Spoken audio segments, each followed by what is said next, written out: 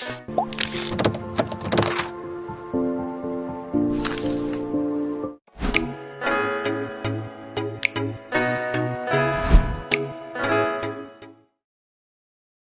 would like to hand this over to Dr. Mahesh Rajasurya to moderate the panel discussion with our distinguished panelists,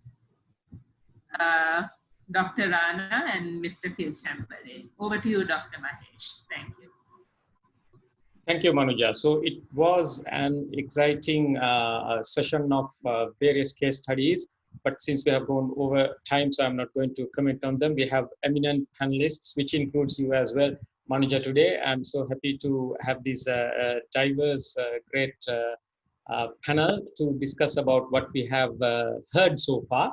Just to remind panelists, just one point, that is, the next webinar is going to target or focus on how to protect youth. So the current webinar, today's webinar is on how the industry targets the youth. So Dr. Rana J. Singh, Deputy Regional Director, the Union India, our very good friend, always behind us, and a tower of strength for CCT, Center for Combating Tobacco, and especially for SARC CCT. So Dr. Rana, over to you. My first invitation is to comment about what you have heard and seen today from all these South Asian countries. Over to you, Dr. Rana. Good afternoon to all of you, and thanks Dr. Mahesh for this webinar. I think this is very timely as per World No Tobacco Day theme. So thanks to all of you.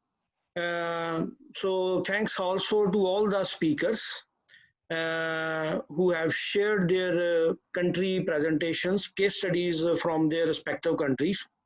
So these are what we have seen from these 6 or 7 presentations. These are some of the ways through which tobacco industry manipulates or targets youth. So I think they were excellent. And at the same time, Dr. Mahesh has already informed that in the next webinar, they are going to share what control policies are there. But definitely it will be good even if all these experiences, only this case studies will be complete only if we also mention what are the current legislations available in those countries and what actions were taken. I have seen in many countries and even in India that we continue to collect such kind of interferences or tobacco promotions, use of tobacco promotions, sponsorship and advertisements. But for us, it is very important to understand what are the current legislations related to that interference or that tobacco advertisement and promotion, and what action was taken. So I'm not aware whether these same case studies will be presented in the next webinar and action taking will be discussed. For example, our colleague from Bangladesh, he has shared that what action was taken against that. But all other presenters, so it's very important. Now you see, we have seen so many interferences or advertisement or targeting youths from Sri Lanka itself. But it is very important for us, for me also, to understand what are the current mechanism available in all these countries. Similarly, in Afghanistan, so what mechanism is currently available? What are the legislations available? What is an authority to which a complaint can be made? And what are the actions taken?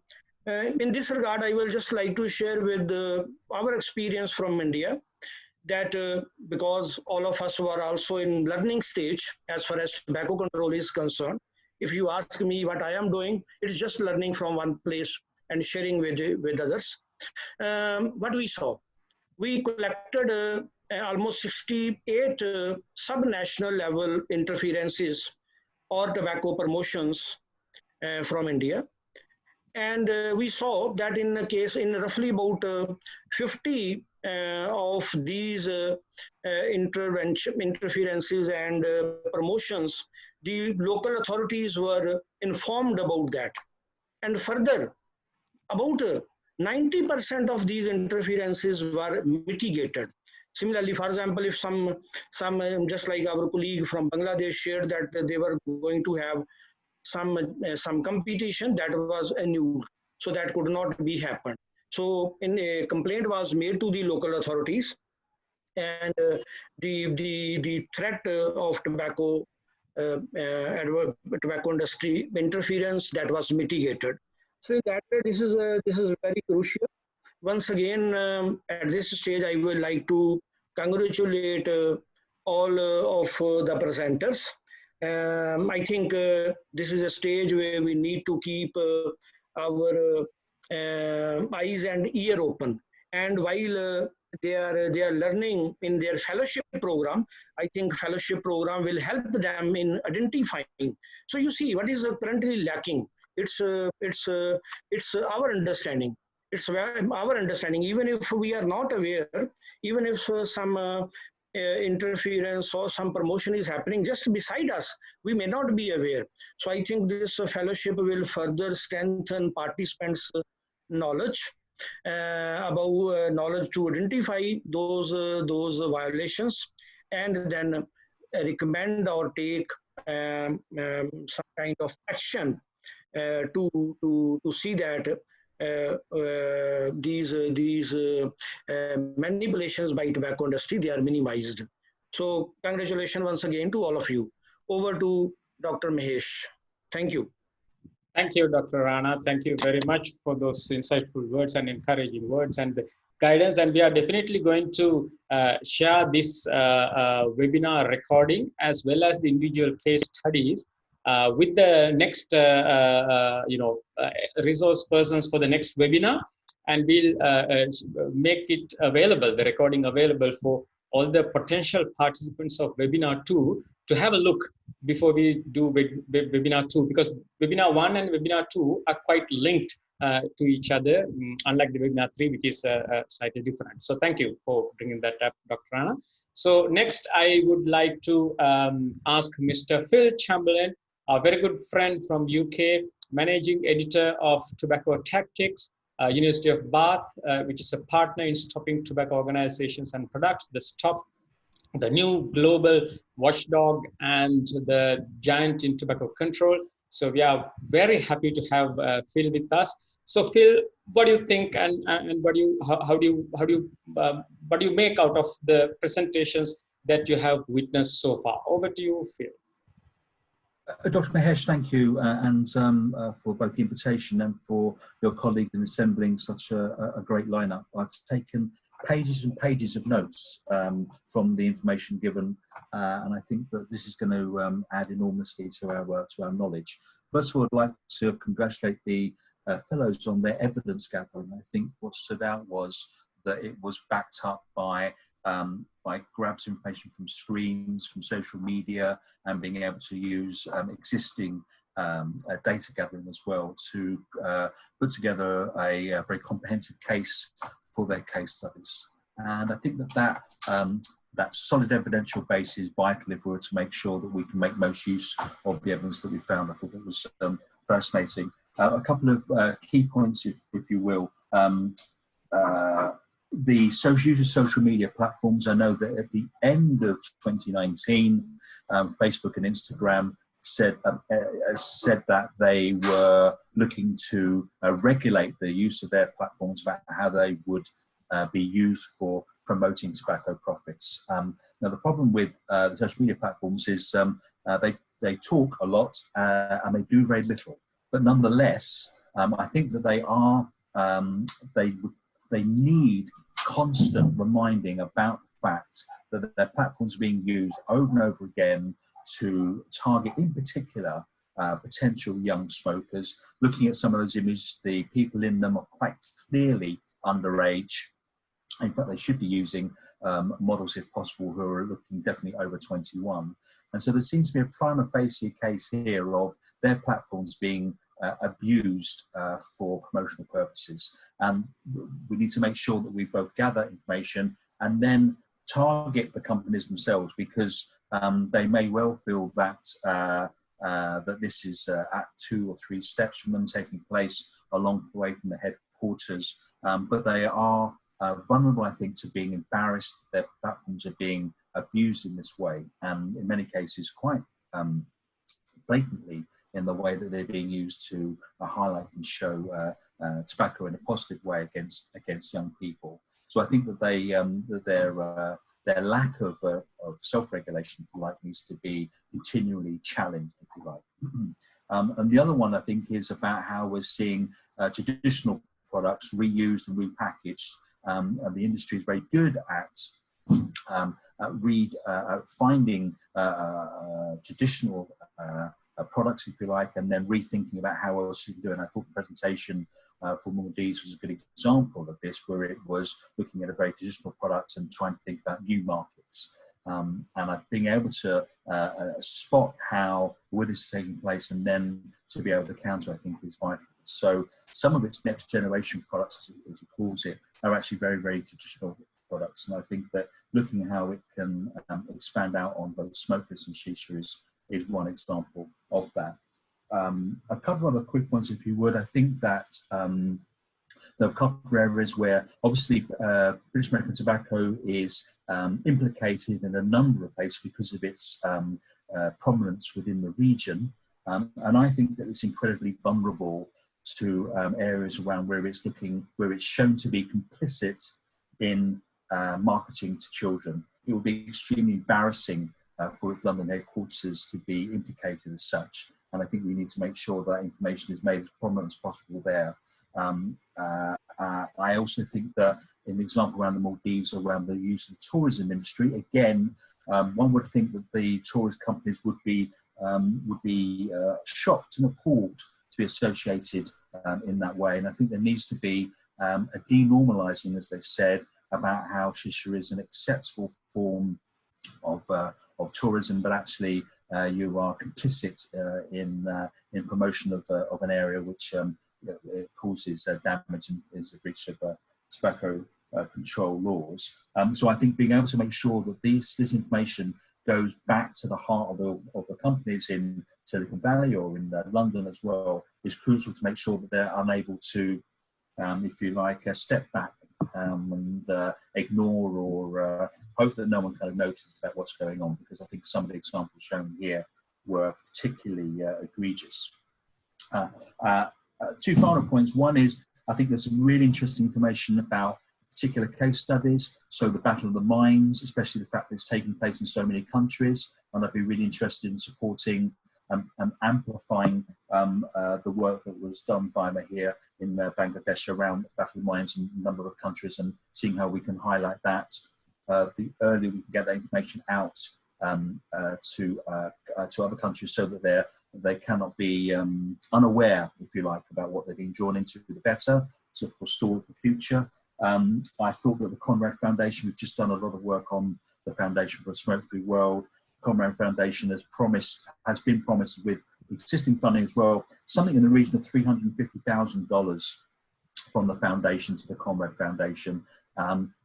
It's a very useful way of the industry being 3 steps behind its impact. So you have Philip Morris giving its $80 million a year to the foundation, then the foundation giving $350,000 a year to the Conrad Foundation, which is part of a very respected astronaut, and then from there we get NASA name being associated with, and I think that that's exactly how they would like to be able to kind of see their influence playing out. And I think we need to be, I would be very keen to assist to amplify the information gathered there to make sure that we can make sure those connections are known and to see their names up. The other bit that's interesting was the judges being from the foundation, and you tend to see this circular row of money where it's kind of going in terms of people paying each other, if you like. And I think I'd be very keen to make sure I can amplify that as well. I think it's possible that some of these organisations would be embarrassed, again, perhaps to be associated with, or at least they should be made to be aware, and then they can take a decision. So I would compliment the presenters on their evidence gathering, and I would urge them to keep up that level of evidence gathering, and also to think about where they may have gaps. I think some of the figures obviously relying on certain on some relatively old data. So I think making sure we've got the kind of latest information on prevalence, I think, is very useful. And I think also being able to harvest these social media hashtags, I think is where you should collect as many of those as possible. We've got some facilities at Bath that being able to automatically look at these social media hashtags and gather information.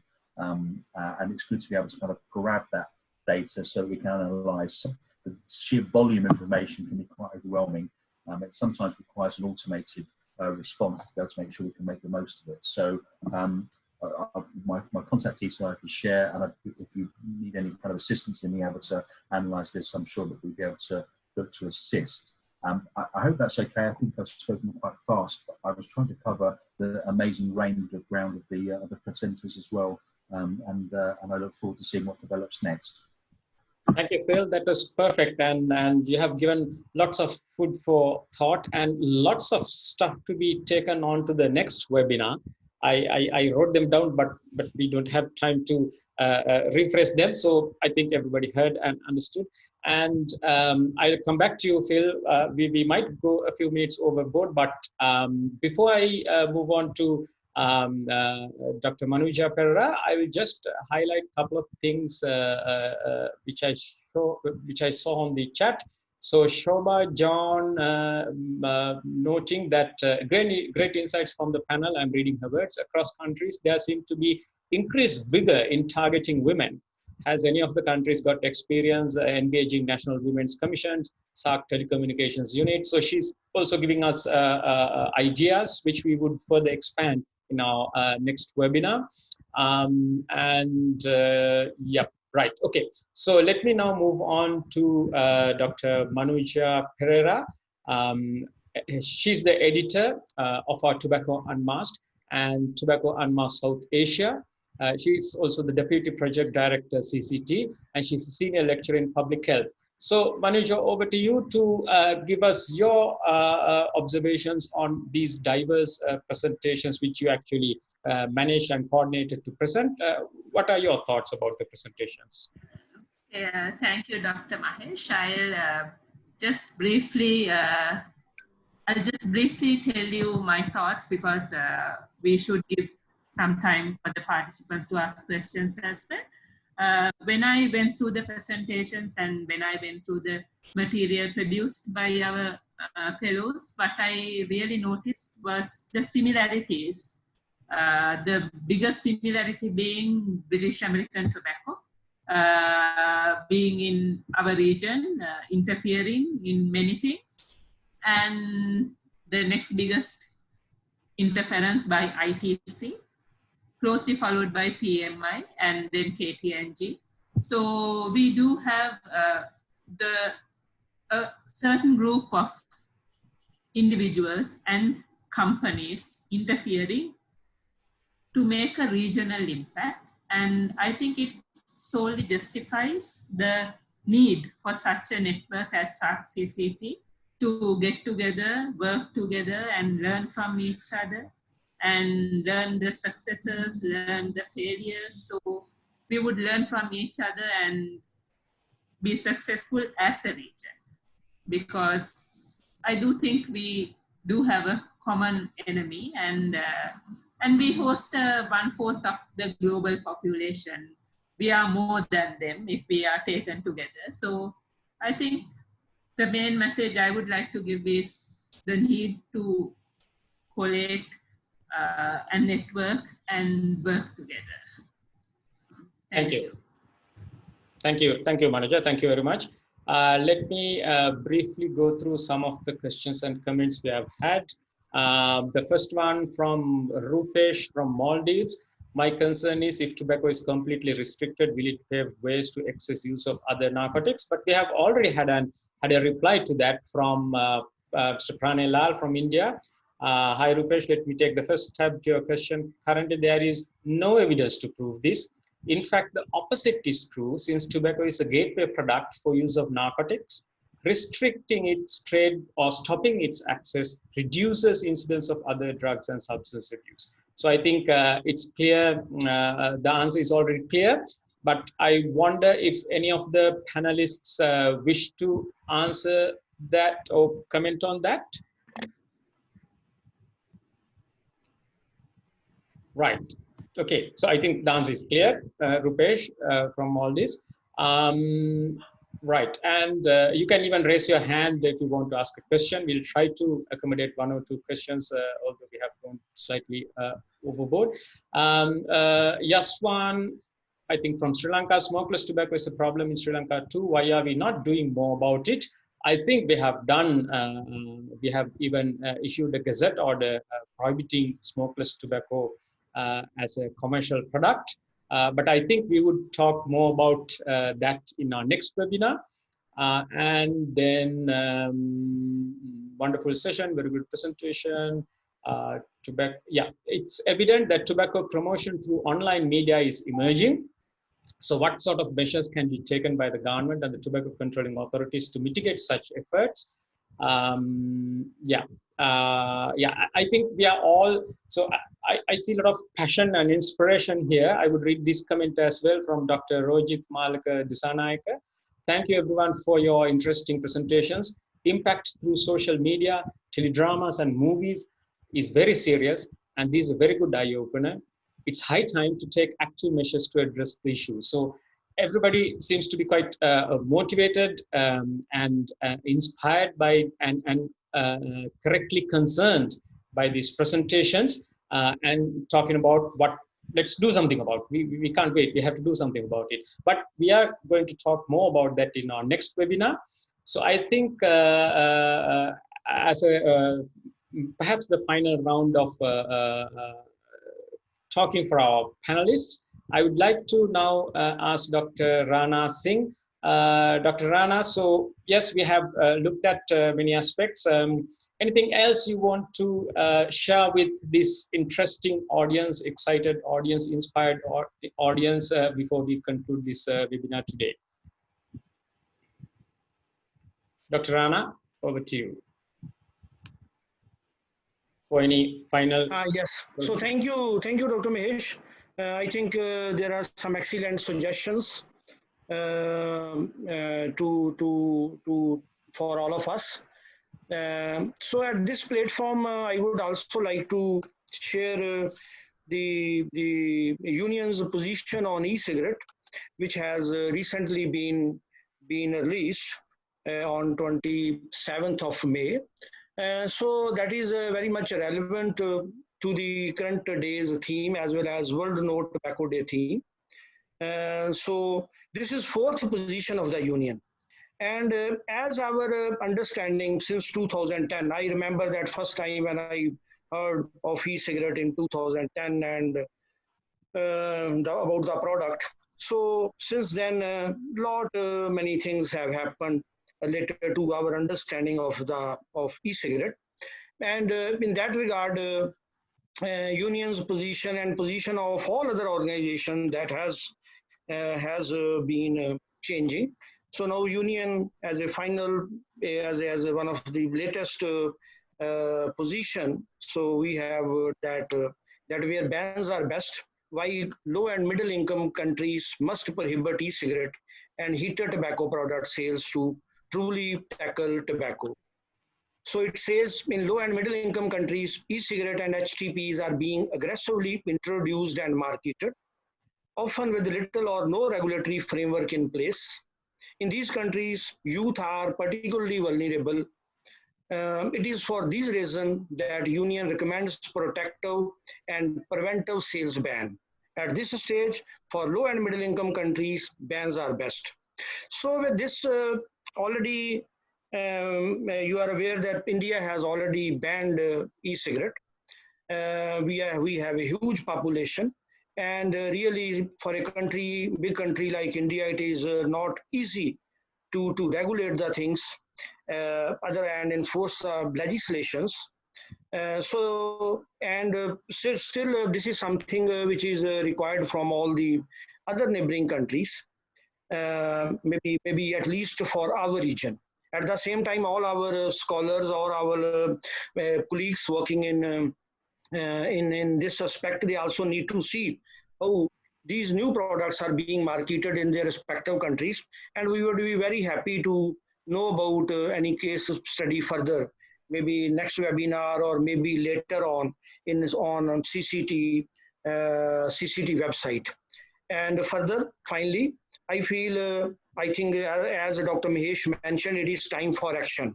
So it is time for action means we need to have FCTC Article 5.3 national policy, and already know one of the colleagues have suggested for Bangladesh, for Sri Lanka. All of us are also working here in India, in Bangladesh. So I think this is something which we need to see. Already you see it's almost 17 years of FCTC.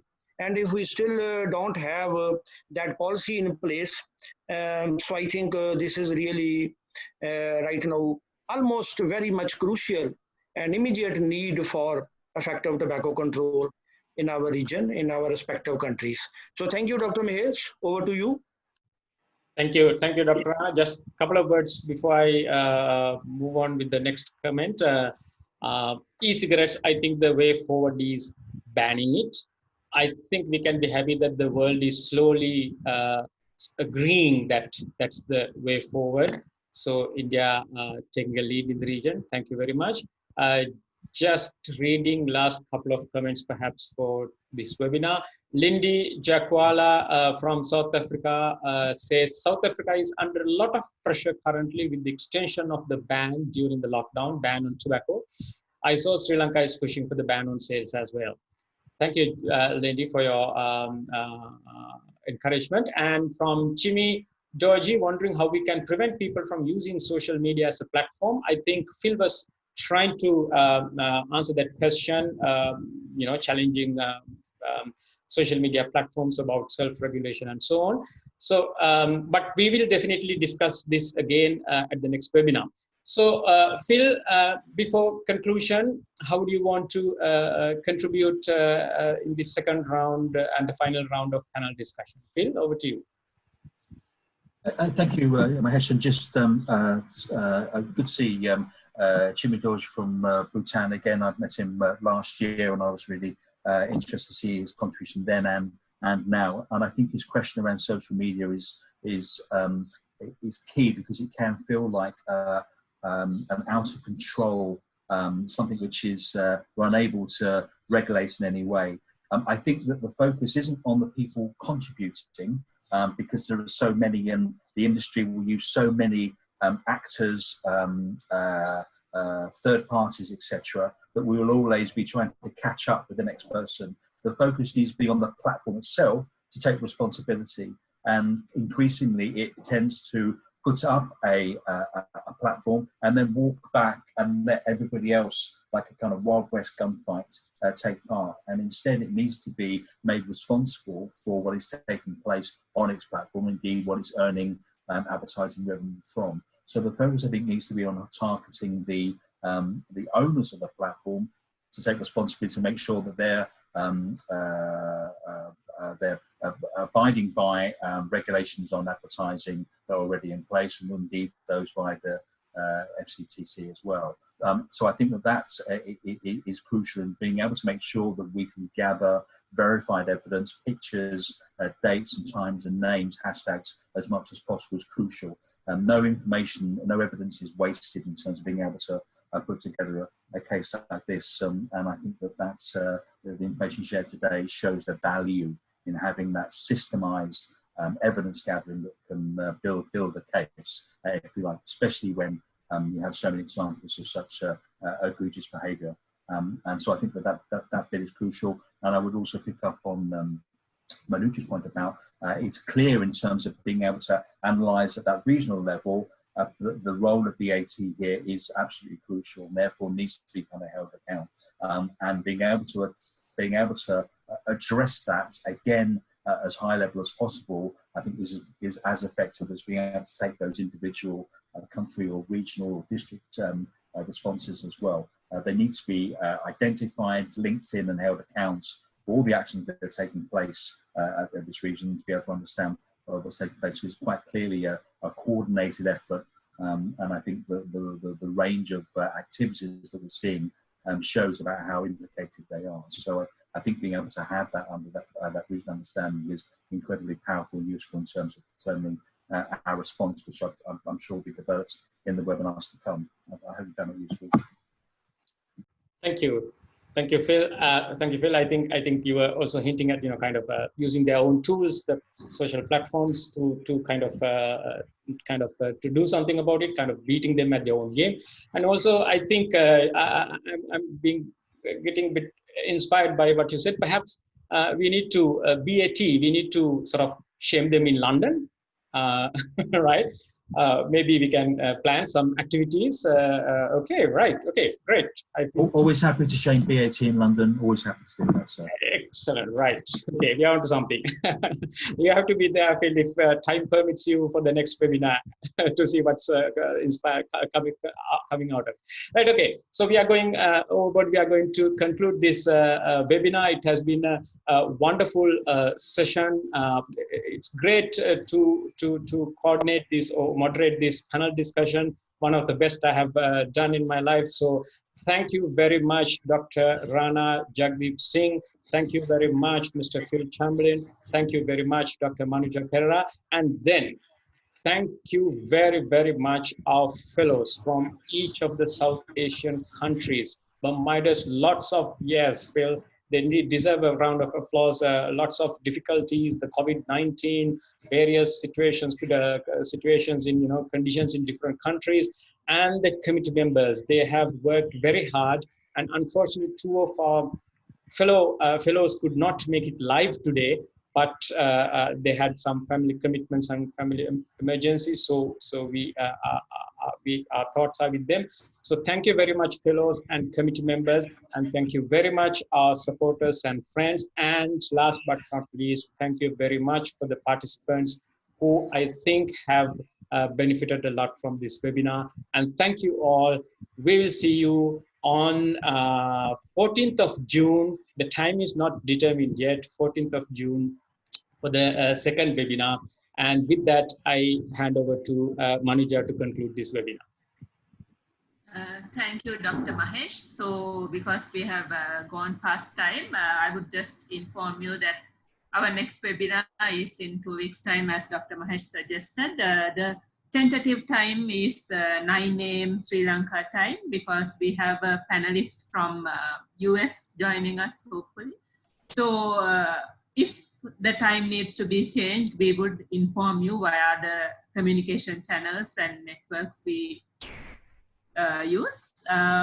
So thank you very much for participation, and hope to see all of you in the second webinar too. And stay safe. Thank you.